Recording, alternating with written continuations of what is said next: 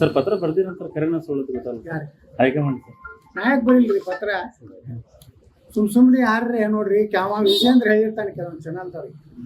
ಹೇಗಂದ್ರೆ ನಾನು ಡ್ಯಾಮೇಜ್ ಮಾಡ್ಬೇಕತ್ತೆ ನಾಯಕ್ ಪತ್ರ ಬರಲಿ ನಾನು ನ ದೈನಂ ನ ಪಲಾಯನಂ ನಾನು ತಪ್ಪಾಗೈತಿ ಕ್ಷಮಾ ಮಾಡ್ರಿ ನಾವು ಯಡಿಯೂರಪ್ಪ ಕುಟುಂಬಕ್ಕೆ ಏನೂ ಅನ್ನೋದಿಲ್ಲ ಇನ್ನೇನಾರ ಅಂದ್ರೆ ನೀವು ನೋಡ್ರಿ ಅಂತ ಹಿಂಗೇನೆ ಅನ್ನೋ ಮಗ ಅಲ್ಲ ಎಂದೂ ಅಂದಿಲ್ಲ ಇನ್ನು ಮುಂದೂ ಅನ್ನೋದಿಲ್ಲ ಅಷ್ಟು ತಲೆಗೆ ಹಾಕಿ ನಾವು ಬಿ ಜೆ ಪಿಗೆ ಹೋಗೋ ಅವಶ್ಯಕತೆ ಇಲ್ಲ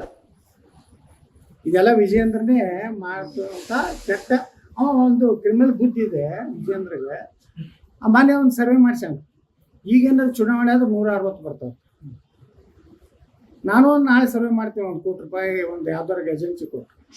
ಈಗ ಚುನಾವಣೆ ಆದರೆ ಯತ್ನಾಳ ಇಲ್ಲದೆ ಬಿ ಜೆ ಪಿ 30 ಬರ್ತೋದು ಬರ್ತೀನಿ ಇಂಥ ರೊಕ್ಕ ಕೊಟ್ಟು ಸರ್ವೆ ಮಾಡೋದು ಭಾಳ ಮಂದಿ ಮಾಡ್ತಾರೆ ಅದೇನೈತೆ ಅದನ್ನು ದೊಡ್ಡದಲ್ಲ ಇಂಥ ಅಂದ್ರೆ ಎಲ್ಲ ಜೀರೋ ಆಗ್ಯಾರ ಜನಾಕ್ರೋಶ ಕಂಪ್ಲೀಟ್ ವಿಫಲ ಆಗೈತಿ ಕೆಲವು ನಿಮ್ಮ ಮಾಧ್ಯಮದಾಗೆ ಬರ್ಲಾಕತ್ತೈತಿ ಸಂಘಟನೆ ಎಲ್ಲ ತೊಡಗಾಡಿರ್ತೈತಿ ಅದಕ್ಕೆ ಮ್ಯಾಗಿನವ್ರು ಎಲ್ಲರೂ ಅಧ್ಯಕ್ಷ ತೆಗೆದಾನ ಅಂತೇಳಿ ಇದೊಂದು ಬೋಗಸ್ ಸರ್ವೆ ಈಗ ಏನಾರು ಚುನಾವಣೆ ಆದ್ರೆ 160 ಬರ್ತಾವೆ ಅವ್ರ ಅಪ್ಪಿದ್ದಾಗನೇ 104 110 ಬಂದವು ಇವ್ ನೋಡಿ ಯಾರು ಓಟ್ ಹಾಕೋರದ ಕರ್ನಾಟಕದಾಗ ಡುಪ್ಲಿಕೇಟ್ ಸೈನ್ ಮಾಡುವ ಉಸ್ತುವಾರಿಗಳು ಬಂದಾರ ಸರ್ ರಾಜ್ಯಕ್ಕೆ ಉಸ್ತುವಾರಿನೂ ಬಂದಾರ ಅಲ್ಲಿ ಅವ್ರ ಪಕ್ಷದವ್ರು ಏನು ಮಾಡ್ತಾರೆ ಮಾಡಿ ಉಸ್ತುವಾರಿಗೆ ಏನು ಗೊತ್ತಿಲ್ಲ ಏನ್ರಿ ಅವರು ಅಸಮಾಧಾನ ವ್ಯಕ್ತಪಡಿಸ್ತಾರೆ ಉಸ್ತುವಾರಿ ಅವ್ರಿಗೆ ಎಲ್ಲ ಗೊತ್ತೈತಿ ಯತ್ನಾಳದ ಏನು ಪ್ರಭಾವ ಐತಿ ಕರ್ನಾಟಕದಾಗ ಅದೇ ಉಸ್ತುವಾರಿ ನನಗೆ ಹೆಲಿಕಾಪ್ಟರ್ ಕೊಟ್ಟಿದ್ದು ವಿಜಯೇಂದ್ರ ಕೊಟ್ಟಿದ್ದಿಲ್ಲ ಅದಕ್ಕೆ ಉಸ್ತುವಾರಿಯವರು ನಿಪಕ್ಷಪಾತವಾಗಿ ಪಕ್ಷದ ಹಿತದೃಷ್ಟಿಯಿಂದ ಕರೆಕ್ಟ್ ವರದಿಯನ್ನು ಕೇಂದ್ರ ಬಿ ಜೆ ಪಿ ಕೊಡಲಿ ಇಲ್ಲಾಂದ್ರೆ ಬಿ ಜೆ ಪಿ ಭಾಳ ಹೀನಾಯವಾಗಿ ಸೋಲ್ತದೆ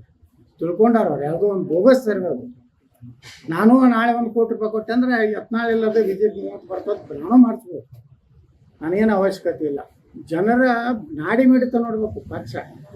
ಎಲ್ಲಿ ಒಂದಿಟ್ಟು 1,000 ಮಂದಿ ಕೂರ್ಸೋದಾಗಿದೆ ಯಾವ ಜನ ಕೂರ್ಸೋಕೆ ಎಲ್ಲಿನೂ